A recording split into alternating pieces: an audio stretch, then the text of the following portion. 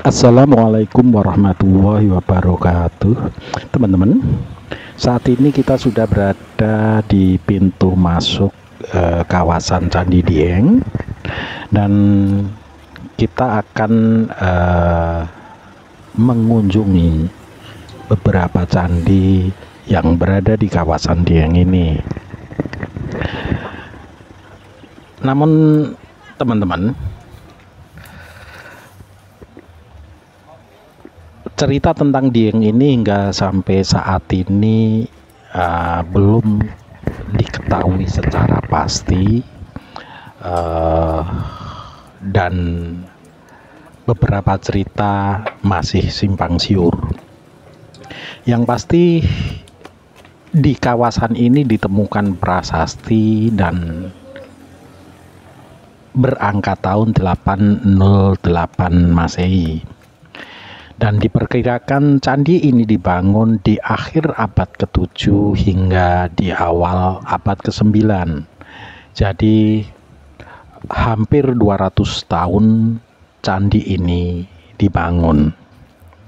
Pada saat ditemukan di tahun 1814 oleh tentara Inggris, kawasan ini berupa telaga atau danau yang baru pada tahun 1856 dikeringkan oleh pemerintah Hindia Belanda. Jadi sebuah perjalanan yang cukup jauh termasuk dalam pemugarannya nanti.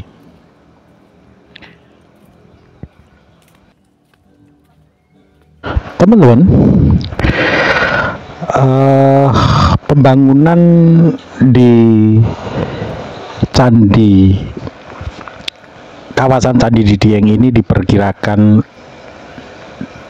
dibangun beberapa tahap.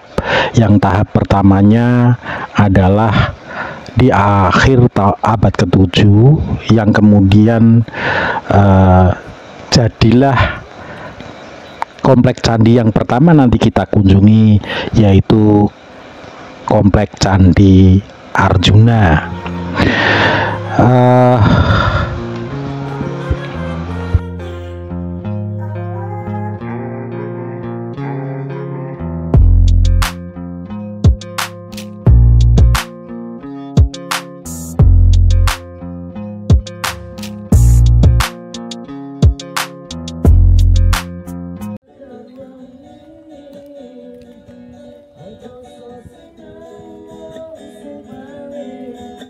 Oh ya teman-teman,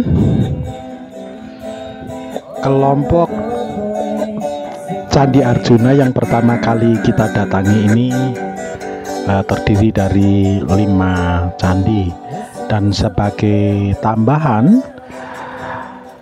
candi-candi di kawasan Dieng ini diambil dari tokoh-tokoh dalam epos Mahabharata. Dan di dalam kelompok Arjuna ini atau kelompok Candi Arjuna dapat kita temui Candi Arjuna itu sendiri, Candi Srikandi, Candi Sembodro, Candi Puntodewo, dan Candi Semar. Dan di sebelah kanan waktu kita masuk gerbang ke Candi Arjuna tadi, di sebelah kanannya ada Candi Gatotkaca. Kemudian nanti di pintu masuk di sebelah kirinya akan kita dapati Candi Setyaki. Di kelompok lain ada Candi Dwarowati dan ada satu candi yang menyendiri, yaitu Candi Bima. Jadi dari buku yang ditulis oleh penulis dari Belanda, saat ditemukan diberitahukan bahwa terdapat 400 candi di tempat ini. Dan kalau itu benar, maka sebenarnya komplek Candi Dieng ini jauh lebih besar daripada Candi Borobudur. Sebelum kita lanjutkan, saya mengingatkan pada teman-teman yang belum subscribe Kami harapkan bantuannya untuk bisa subscribe, like, komen, share, dan tentu saja tekan tombol loncengnya.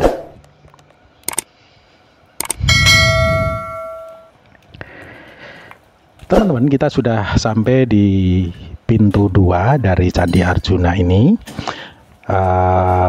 Setelah saya melakukan pembelian tiket untuk masuk di tempat ini dikenakan tiket senilai 30.000 yang bisa dipergunakan di Kompleks Candi Arjuna, Kompleks Candi Setiaki, dan Gatotkaca, serta masuk ke Kawah Sikidang. Jadi ada satu tempat yang terpisah yang bisa kita masuki dengan tiket yang sama. Tentu saja dengan menyeken barcode yang ada pada tiket yang kita beli. Jadi teman-teman, beberapa cerita menyebutkan bahwa pada saat tempat ini dikeringkan, yang menurut buku tersebut terdapat kurang lebih 400 candi, di saat itulah terjadi pencurian artefak gila-gilaan yang menurut cerita terbagi menjadi 2. Jadi artefak-artefak dalam bentuk perhiasan itu diperdagangkan dan diperjualbelikan oleh kolonial Belanda, sedangkan batu-batu itu dicuri oleh masyarakat sekitar. Itulah sebabnya pada saat akan dibongkar banyak sekali bebatuan yang hilang, termasuk bentuk patung-patungnya juga banyak yang dicuri oleh masyarakat sekitar untuk diperjualbelikan. Cerita ini memang masih simpang siur, namun kebanyakan candi di Jawa itu nasibnya adalah serupa. Pada saat diketemukan pada beberapa candi selalu terdapat peripih, yaitu tempat menyimpan perhiasan, dan lebih banyak yang peripihnya hilang daripada yang ditemukan. Itulah kenapa